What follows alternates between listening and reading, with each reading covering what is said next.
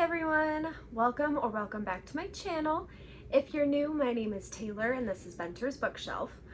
So today I am feeling kind of down, which is why I am in my favorite spot on the couch instead of in front of my bookshelves. I still wanted to film this video, but I wanted to be a little more comfy while doing it. So to kind of bring up my mood, I am going to be talking about my most anticipated releases of 2023. So I have 35 books. Now these are not by any means all of the releases for 2023 that I am excited about, but they are the ones that I would say I am most excited about. And just as a little disclaimer, as part of my book life, I do review arcs. I have not included any of the arcs that I have for 2023 in this list because I wanted to keep this list to just the books that I am anticipating right along with you guys. So without further ado, let's get right on into the new releases that I am so excited about.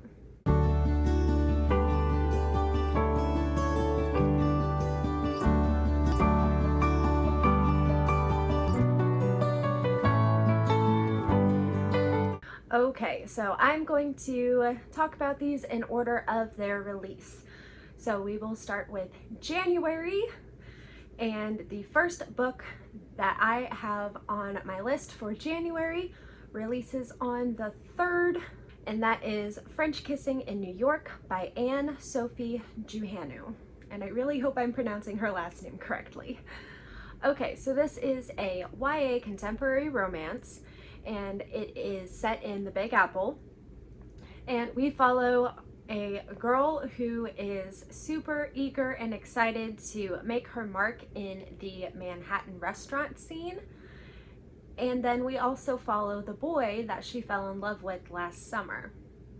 So Margot and Zach met in Paris.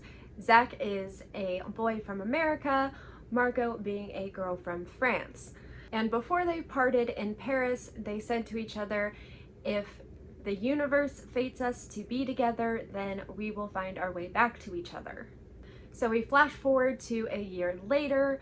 Margot is now out of high school and has just moved to New York to try and start her career in the food scene in the Big Apple.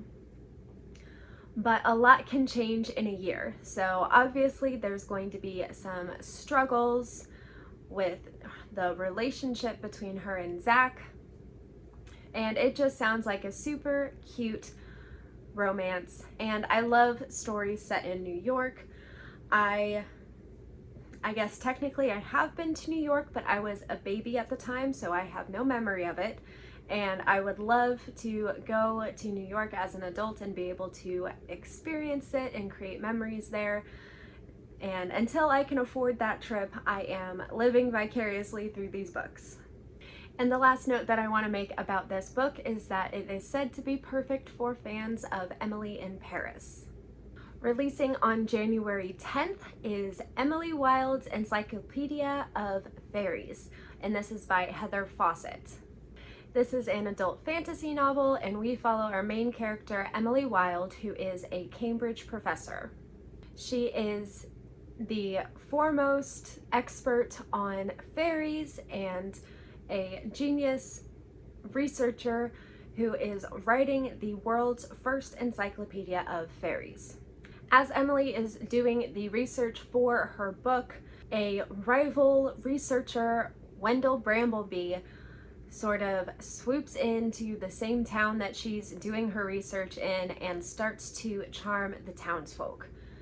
Now, this leads to a mystery of who Wendell Brambleby is and what does he really want. This book sounds super interesting, and I love that it is combining sort of the academic and the fantasy, but it seems much more in a lighthearted way than like you get with the sort of like dark academia fantasies. This definitely has that more light academia fantasy vibes going for it. Also releasing on January 10th is City of Nightmares by Rebecca Schaeffer. This is a YA urban fantasy, and it is said to be Gotham meets Strange the Dreamer. Our main character, Ness, is a timid girl who finds herself in the middle of a criminal conspiracy in a city basically run by crooked politicians and sinister cults. So it definitely sounds like there's going to be a journey involved and maybe a little bit of mystery. And I love the sort of premise that this city is just run by all of this evil, and our main character is someone who needs to overcome a lot of her own insecurities and her own fears to be able to accomplish her goal and the mission she has in this novel. Also releasing on January 10th, and probably my most anticipated release of 2023, and that is Spare by Prince Harry. So I've been obsessed with the royals for I don't even know how long at this point. When Harry and Meghan got married, I got up well before the sun here in the Midwest USA and went with a friend to our Union Station and went to this big event watch party for the wedding. And we all dressed up and ate a traditional English breakfast and watched it on the IMAX screen at Union Station, and it was so much fun.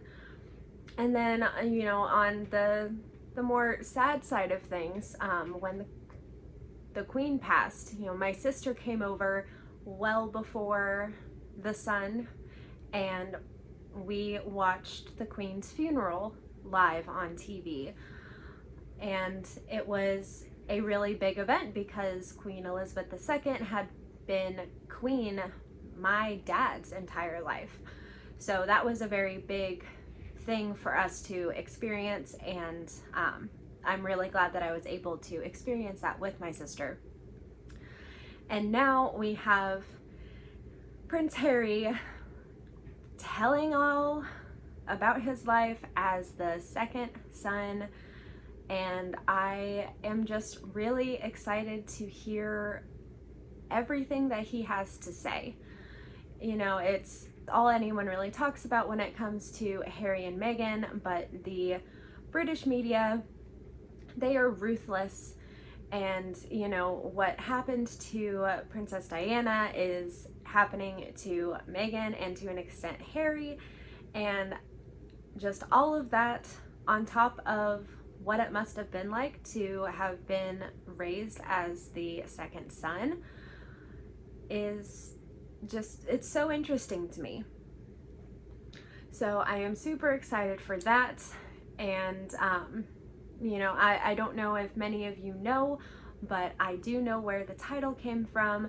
It's always been a saying when it comes to royals, especially English royals, and that is you want to have an heir and a spare. So obviously William, Prince of Wales, is the heir, and Harry is the spare. Releasing on January 17th is 7% of Roe Devereaux by Ellen O'Clover. This is a YA contemporary romance, and it also happens to be Ellen O'Clover's debut novel, which I'm really excited about because it sounds so good.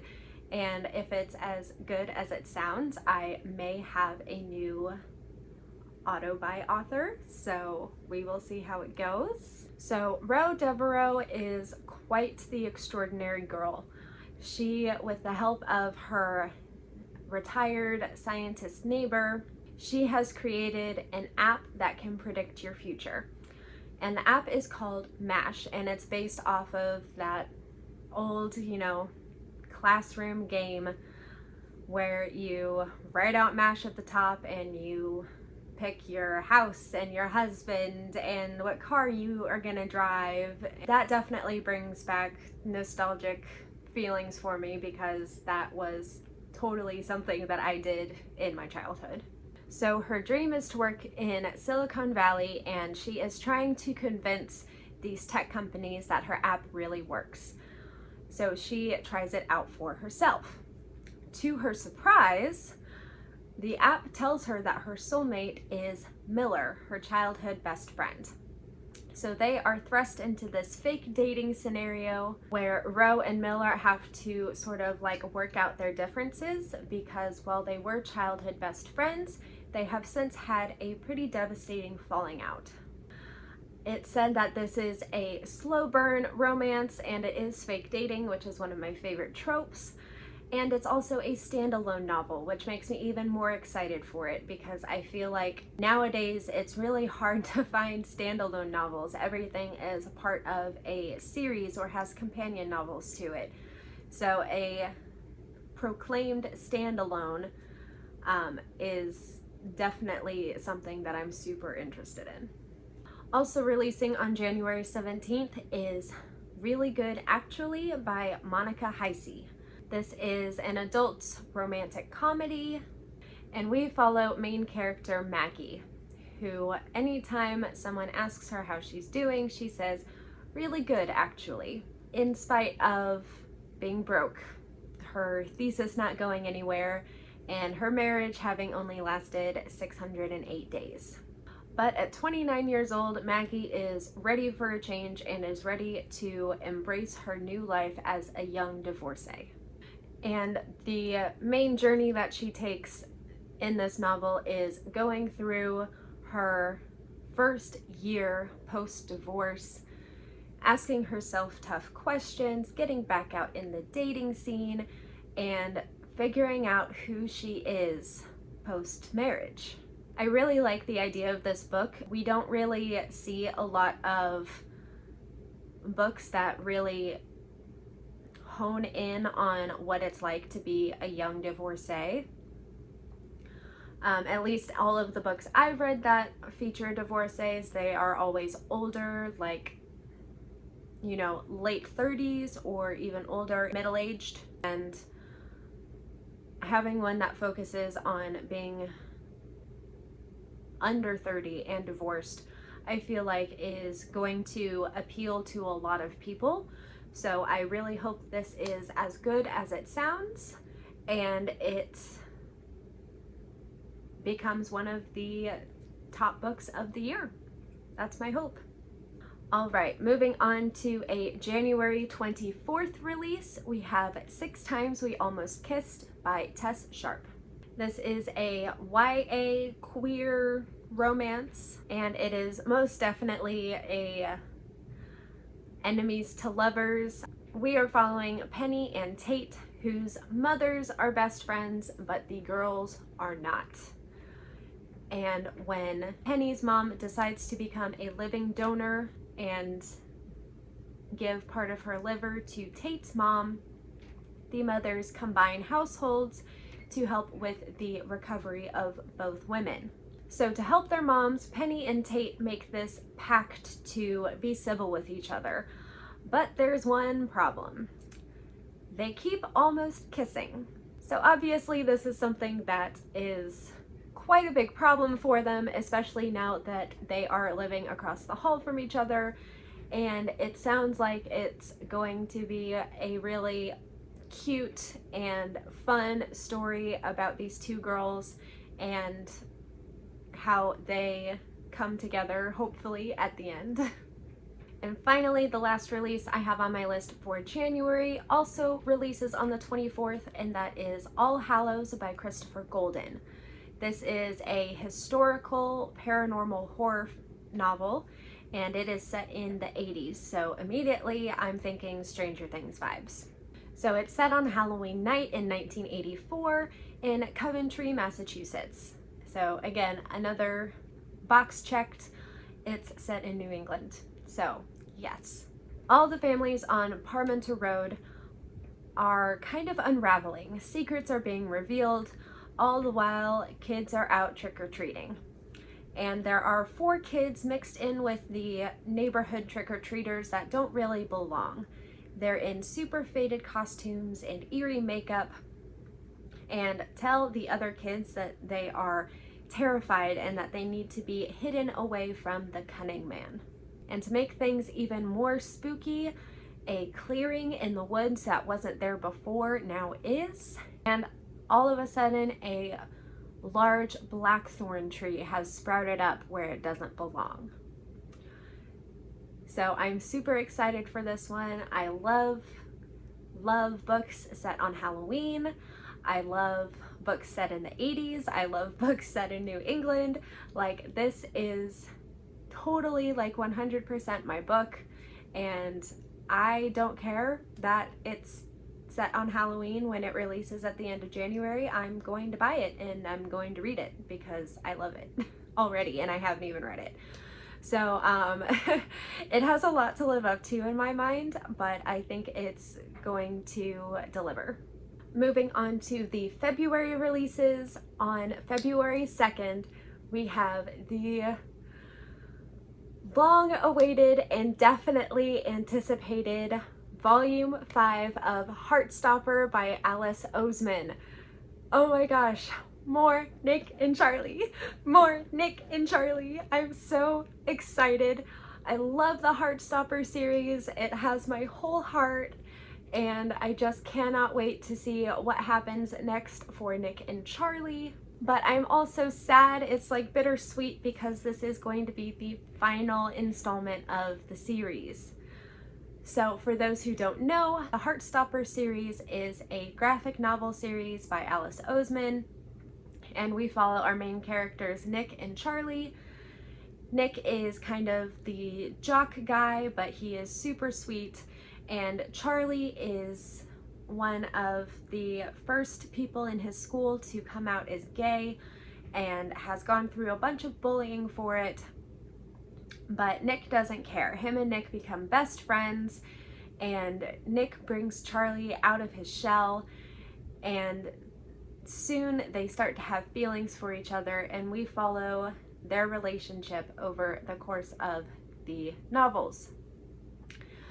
The series has also been adapted to a Netflix TV series, and it is just as wholesome and sweet and just as the books are. So if you're not a graphic novel fan, definitely go check out the Netflix series. It stays true to the story, and I think the actors that they picked to play Nick and Charlie really embody the characters well. Releasing on February 7th, we have 7 Faceless Saints by M.K. Lobb. This is a YA fantasy novel, and it is set in the fictional land of Ambrosia, where saints and their disciples are terrifying and rule completely unjustly and play favorites, and those who are unfortunate enough not to be a favorite struggle to survive. After her father is murdered by the Ambrosian military, Rosanna is willing to do just about anything to bring down this corrupt system. And to do so, she taps into her powers as a disciple of patience.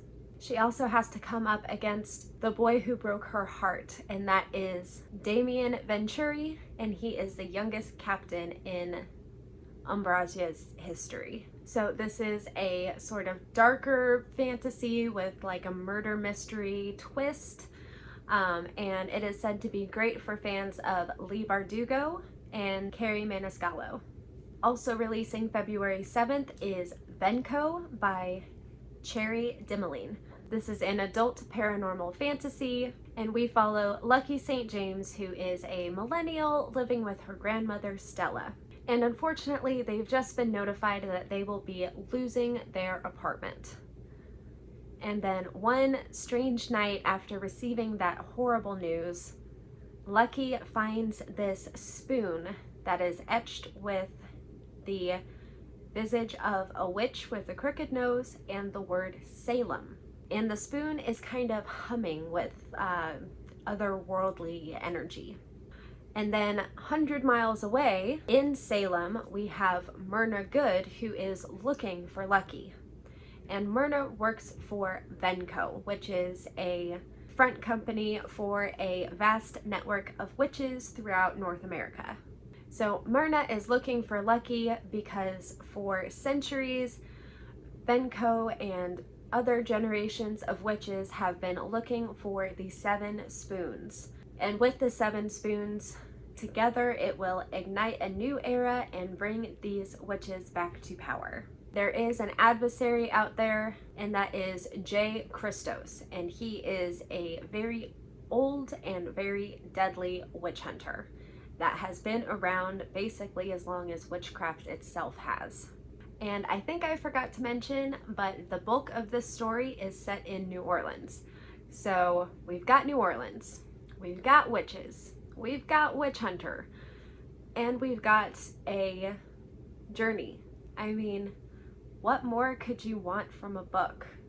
I am so excited for this. I love books about witches. I love books set in New Orleans, especially books about magic in New Orleans, because oh my gosh, is that not just the most perfect vibe for a book?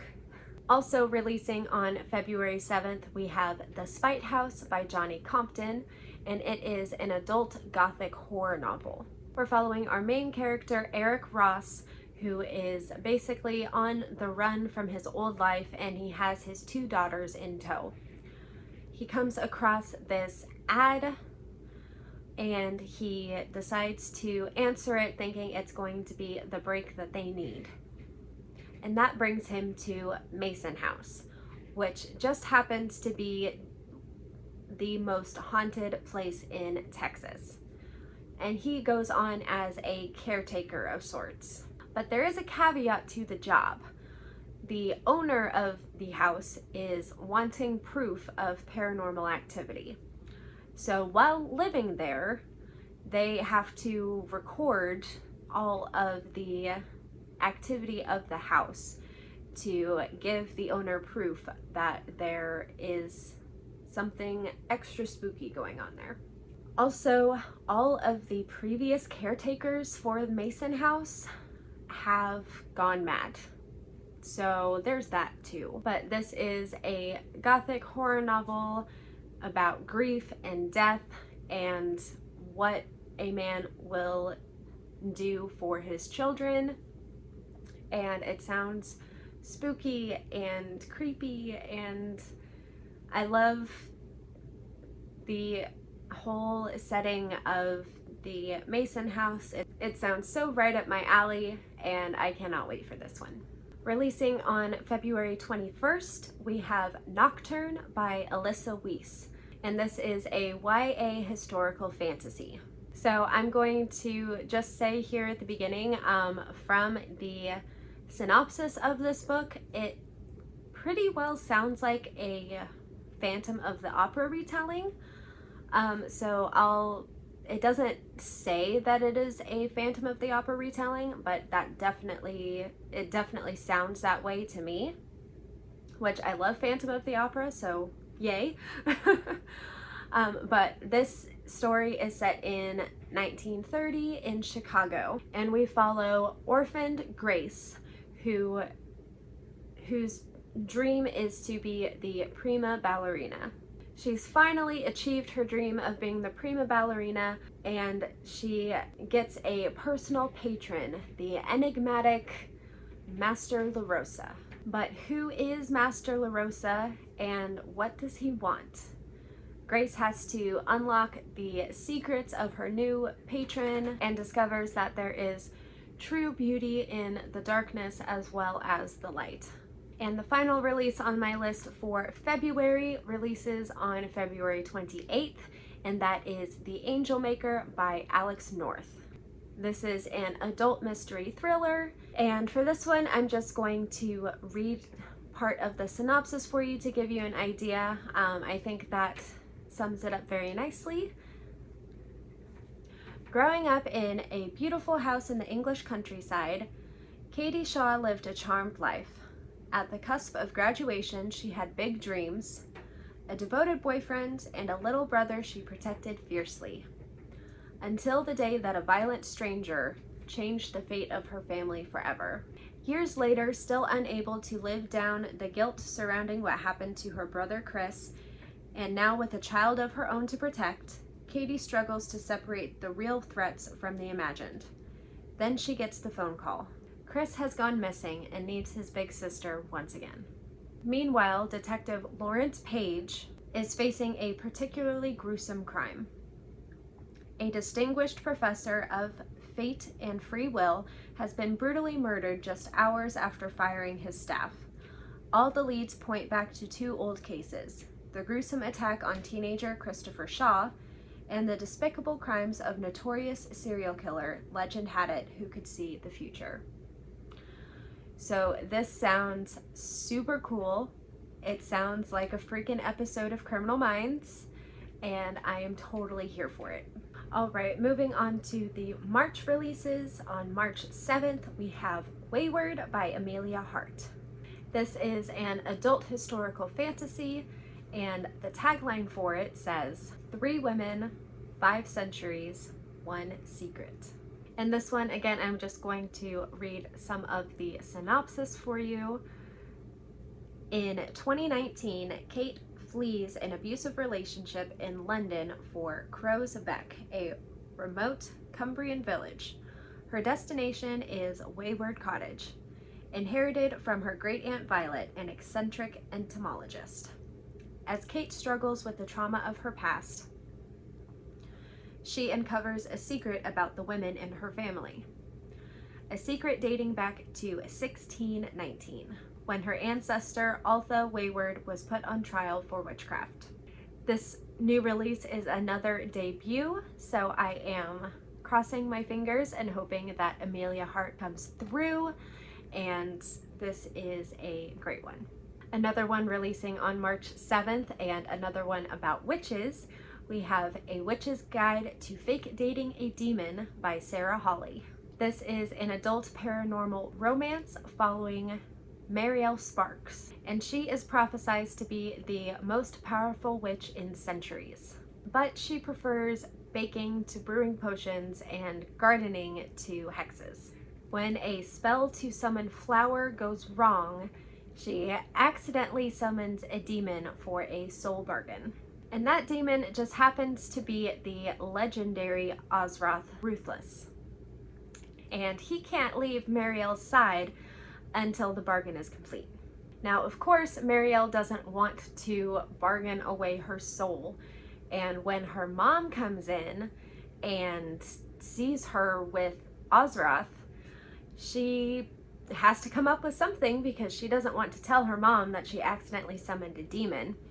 So she says that he's her boyfriend. So here we go with a fake dating trope.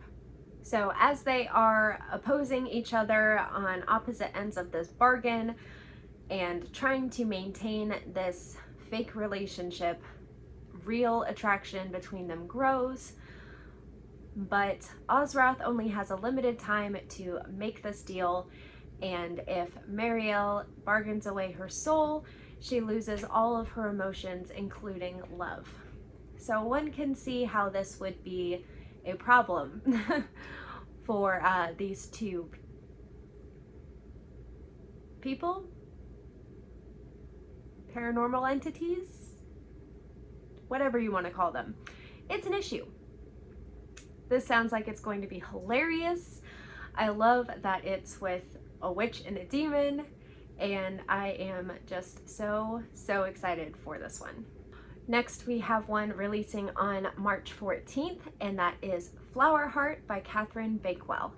And this is a YA fantasy romance with all the cottagecore vibes. Our main character is Clara, and her magic has always been wild, but up until now it's never been dangerous.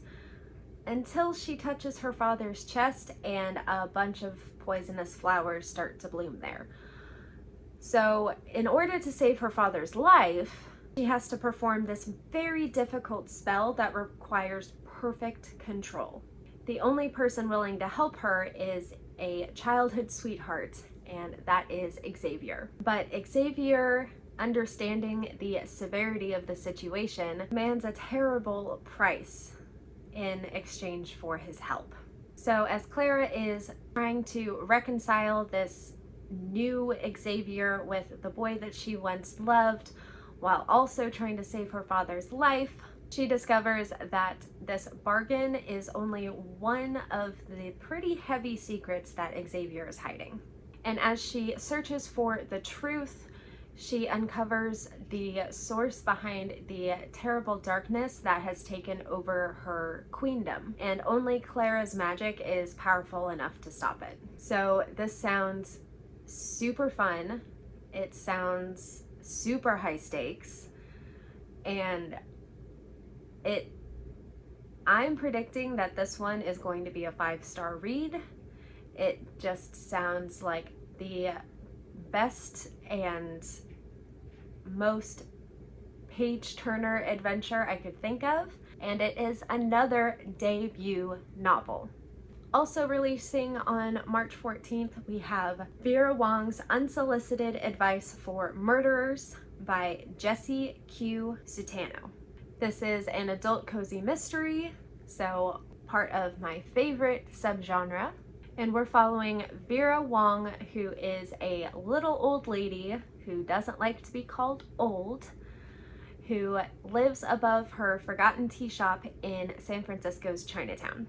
Then one morning she goes down to her tea shop and finds a dead man, and in his hand he is clutching a flash drive. And before she can even realize that she's doing it, she swipes the flash drive from his hand before the cops get there.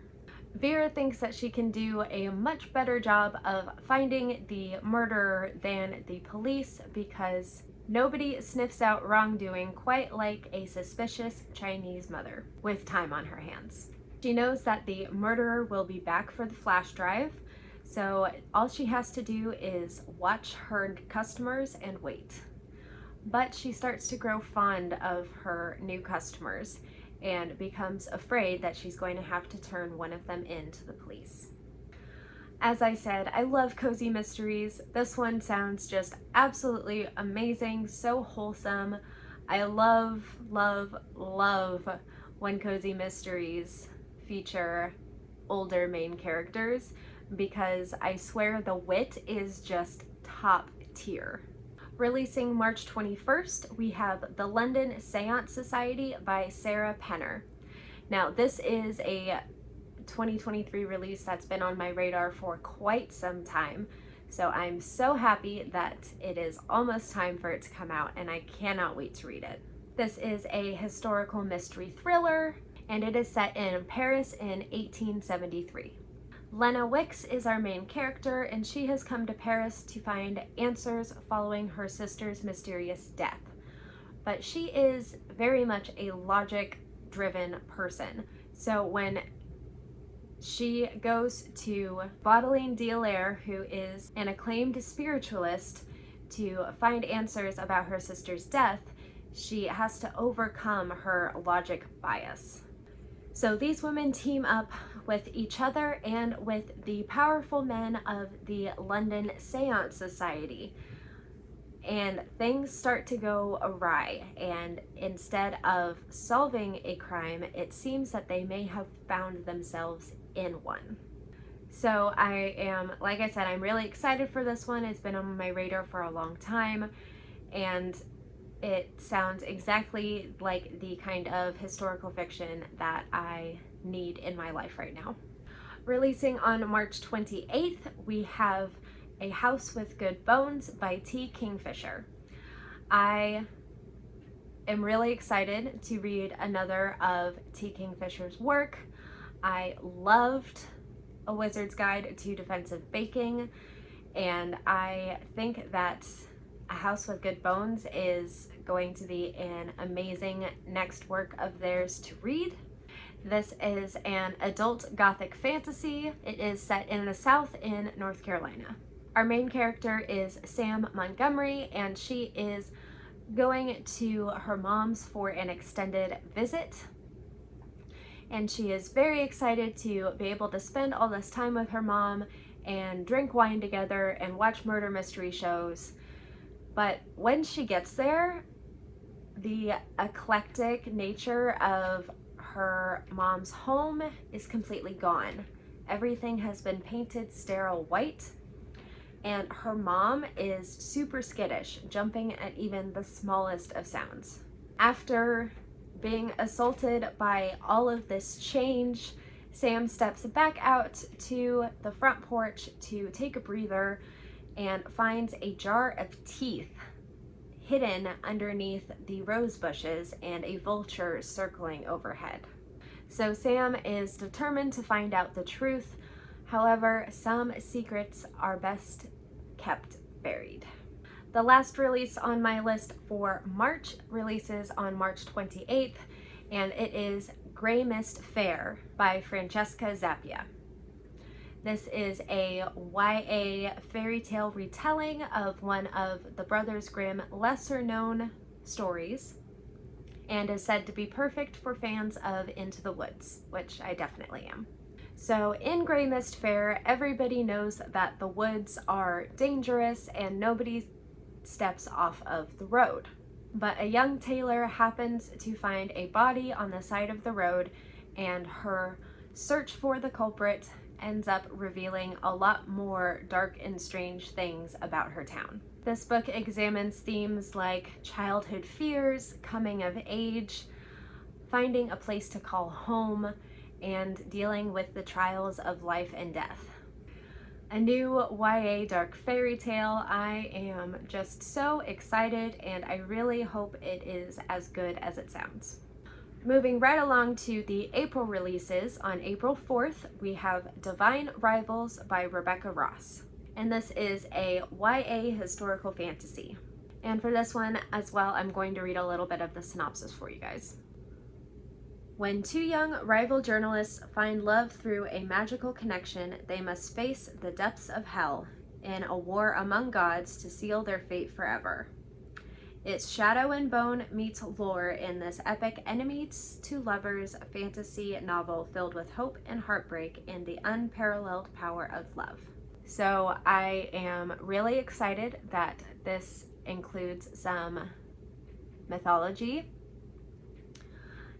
and I love that there is the journalistic aspect to it, and I think it's just going to be an awesome ride.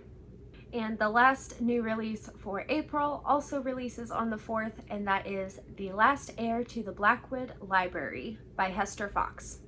This is a gothic historical fantasy set in post-World War I England. 23-year-old Ivy Radcliffe becomes Lady Hayworth when she inherits this sprawling estate on the Yorkshire moors. Though Ivy's in the dark about her family's history and the estate. With nothing left in London to keep her there since she lost her brother in the war, she decides to move out to the country to this newly inherited estate of Blackwood Abbey. While the abbey is foreboding and all of the servants and staff are very suspicious, there is a treasure hiding behind the doors, and that is a library. The staff all give her like cryptic warnings about the library, but she ignores them. But when she enters the library, she senses another presence, and it feels like a presence with a will of its own. As things grow more sinister, Ivy needs to uncover the mysteries of this library in order to reclaim her own story. Historical fantasy, gothic vibes, library. I need this book right now. I need it right now. All right, moving on to May releases. On May 2nd, we have Where You See Yourself by Claire Forrest. This is a YA contemporary romance with disability representation. Our main character is Effie Galanos, and she is about to start her senior year of high school. Effie is in a wheelchair, and she thinks that she has found the perfect college for her with the wheelchair accessibility that she needs. When she finds out that her crush Wilder is also applying to the same school, she thinks that the universe is plans in motion for her perfect life.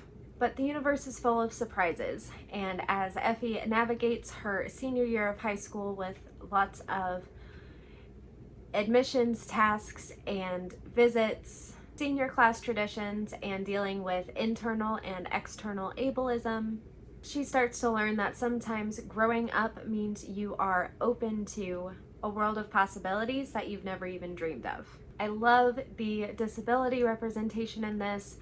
I love that we are following our main character through the trials and tribulations that come with being a senior in high school, preparing for college, preparing to be out on your own for the first time.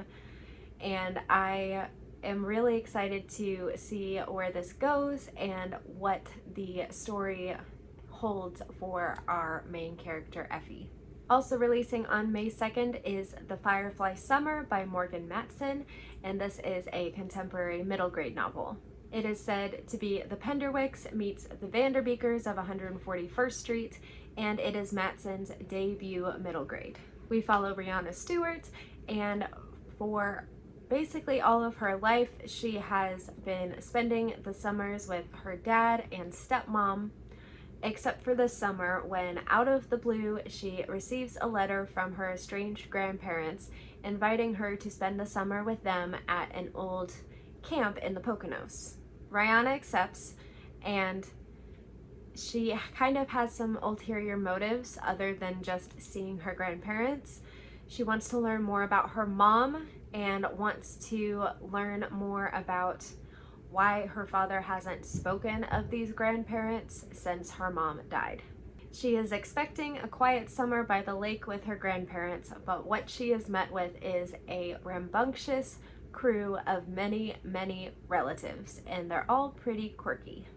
So it is a story of self-discovery and a story of family, and it just sounds like an amazing read, and I cannot wait to find out more about Rihanna's family. Also releasing on May 2nd is Imogen Obviously by Becky Albertalli. This is a YA queer contemporary romance. So Imogen Scott is our main character, and she is very much heterosexual. But she has the world's greatest ally title down because her little sister is newly out and thrilled. Imogen also has two queer best friends that she is wholeheartedly there to support, Gretchen and Lily. Imogen is finally going to visit Lily on campus, and when she gets there, it's not what she was expecting, because Lily has told her new college friends that her and Imogen have dated. None of them know that Imogen is heterosexual, and they all believe that her and Lily are exes. Now, the more time that Imogen spends with these friends, especially Lily's friend Tessa, she actually starts to question that if her truth was being straight to begin with. So it sounds like a wonderful coming of age story. It sounds like a wonderful learning your truth story, and it just sounds like an absolute amazing, heartwarming time. And the last release for May on my list releases on the 25th, and that is Yellowface by R.F. Kuang. Now, R.F. Kuang is the author of Babel, and Babel was probably my favorite book of 2022. So needless to say, I am super excited for her next book. And I'm going to read a little bit of the synopsis because I want to make sure to do R.F. Kuang's work justice. What's the harm in a pseudonym? New York Times best-selling sensation Juniper Song is not who she says she is. She didn't write the book she claims to have written, and she most certainly is not an Asian American.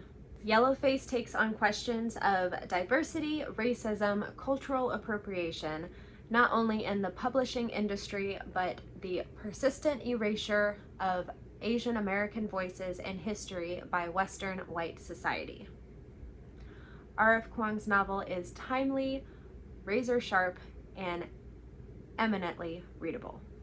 On to the June releases. On June 6th, we have Something More by Jackie Kalilia. And this is a YA romance with autism spectrum disorder representation.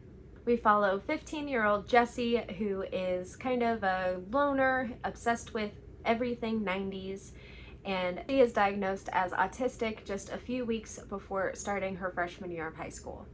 Determined to make a fresh start, she decides to hide her diagnosis and make a full list of things that she wants to accomplish. Everything from acquiring matching eyebrows to having her first kiss and obtaining the lead role in the school play. At Holy Trinity High School, she realizes that things are much less black and white and that living in color is actually fun. But she gets a little more than she bargained for when two very different boys steal her heart.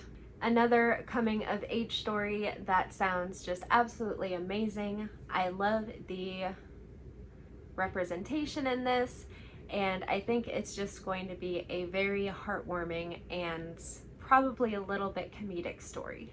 Also releasing on June 6th is Dark Hearts by James L. Sutter. This is a YA queer romance, and it's said to be perfect for fans of Red, White, and Royal Blue, as well as fans of Perks of Being a Wallflower.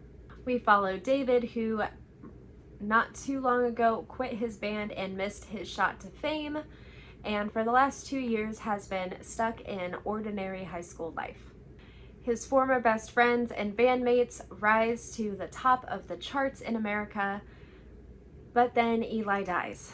Suddenly, David and his other bandmate Chance are forced back together, and David rediscovers all the things that once made them very close. As old wounds break open, an unexpected kiss catapults them from frenemy status to a very confusing possible relationship, but Chance is desperate to keep this on the down low and out of the spotlight. So with the mixture of the band business and this possible romance, David is going to have to choose between his second chance at fame or his second chance with Chance. I think I'm really gonna like this one. It sounds quite a bit like the vibes that I got from Wilder and the Rockstar, and I really enjoyed that book, so I think I'm really gonna like this one too. The final release for June on my list releases the 20th, and that is Play For Me by Libby Hubsher. This is an adult contemporary romance, and for this one, I think I'm just going to read you the tagline because I think that gives you all the information you need to pick up this book. When her new job takes her to a New England boarding school, she's surprised to find that her roommates are all men, including a very handsome one who plays by his own rules. So yeah, this sounds like it's going to be hilarious, and it sounds like it's going to have some cringeworthy moments, and I can't wait for it.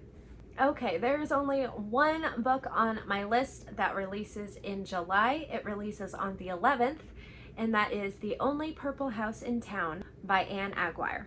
This is an adult fantasy romance, and we follow Iris Collins, who is the sort of black sheep of her family, or as they call it, the Chaos Bunny. Her sisters are all wildly successful, whereas she can't even balance her budget for a month. Then she unexpectedly inherits a house from her great aunt and has plans to turn it into a B&B, but those plans end up failing. So she winds up renting out rooms like a Victorian spinster and collecting all kind of the other lost souls out there. And not all of them are human. Eli Reese has grown up as the outcast in his community, but got rich by designing apps, and now he is super successful. He's never really found a community that understands him, and definitely has never forgotten his very first crush. So when he spots her at a cafe in town, he takes it as a sign. He then gets sucked up into the world that Iris is creating at this Victorian house, and he starts to become very fond of the boarders there. So I really think this is going to be, in addition to the romance, a like found family story, and it sounds so wholesome. And how can you not love a book with the title The Only Purple House in Town? Like, that's like one of the best titles I think I've ever heard. All right, on to August. Releasing on the 15th is another T. Kingfisher book, and that is Thornhedge. And again, with T. Kingfisher, I'm just gonna read the synopsis for you because I don't think I could do it justice. There's a princess trapped in a tower. This isn't her story.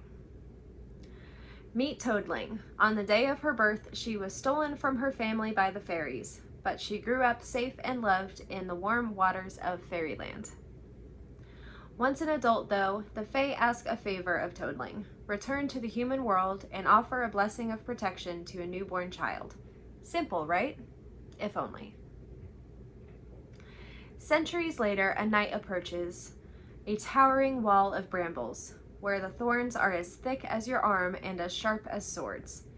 He heard there's a curse here that needs breaking, but it's a curse Toadling will do anything to uphold. So, does anyone else think that this may be a Rapunzel retelling? Because it sure sounds that way to me. And I'm definitely here for a adult Rapunzel retelling from T. Kingfisher. Yep, definitely here for it. The last release for August on my list releases on the 22nd, and that is Strange Unearthly Things by Kelly Creek. This is a YA fantasy romance, and we are following Jane Rye, who is a psychic artist. She was orphaned as a child and has been calling this girls' school home for many years, but now she is of legal age and can no longer return to the school. She's lost and alone following the recent death of her best friend when she receives an invitation to participate in a study at the English Manor of Fairfax Hall. And it is an investigation of the property that requires her specific expertise. Upon arrival at the study, she meets Elias Thornfield, the elusive proprietor of the estate. During the study, it becomes pretty clear that something isn't quite right, and it has to do with Elias and the supernatural activities surrounding the estate. Turning to her art for clues, Jane is surprised to find that her talents may end up being the key to saving Elias from a terrible fate. I feel like this one is going to be a 5-star read, predicting that right now. And I think this is one where I am going to root so hard for Jane and Elias. That's my prediction. I'm saying it right now, putting it out into the universe, and strike me down if I end up being wrong. There's only one book on my list releasing in September, and that is on the 12th. And that book is In These Hallowed Halls, a dark academia anthology, and it is edited by Paul Kane and Marie O'Regan. Authors include Olivier Blake, M.L. Rio, Susie Yang, David Bell, and J.T. Ellison. And there are 12 short stories in this anthology. Darkened libraries at elite schools, looming Gothic towers, charismatic professors, the tang of autumn in the air, and rivalries and obsessions that lead to murder. Within these hallowed halls is a chilling, compulsive collection of dark academia stories. And the final release on my most anticipated releases list comes out on October 10th, and that is the long-awaited 4th installment of the Morrigan Crow series by Jessica Townsend, and that is Silverborn, The Mystery of Morrigan Crow. I loved Nevermore, Wondersmith, and Hollowpox. My daughter loved them as well, and we are both so excited for the next installment in the story. So for those of you that don't know, the first book of the series is Nevermore, and we follow the main character Morrigan Crow, who is cursed to die on her 11th birthday. And the time of that is called Eventide. Well, Eventide comes early, and she has to escape the hunt of smoke and shadow, which she is aided by a ginger-haired, very enigmatic, crazy, fun person named Jupiter North. And he whisks her away to the land of Nevermore, where she ends up living in his hotel, the Hotel Deucalion. And she is entered into the trials to become a member of the Wondrous Society. This is winning these trials and becoming a member is her only way of staying in Nevermore. And if she doesn't win, then she has to go back to where she came from and be at the mercy of the hunt of smoke and shadow. So definitely, if you haven't picked up this series already, please do before the 4th one comes out, so you are all ready to go when it releases in October. I personally think it is this generation's Harry Potter. It is that good. Alright guys, that's all the 35 books that I have on my most anticipated releases list. I am definitely happy about all of the amazing books that are coming out this next year, and so many of them being debut novels as well. I think we are about to get a big influx of great new authors. If you have any that you are super excited for coming out in this next year, please leave them in the comments down below. Thank you always for coming and checking out my video and supporting me. If you enjoyed this, please like and of course subscribe if you haven't. Ring that notifications bell so you don't miss any of my upcoming videos. And I will see you guys in the next video.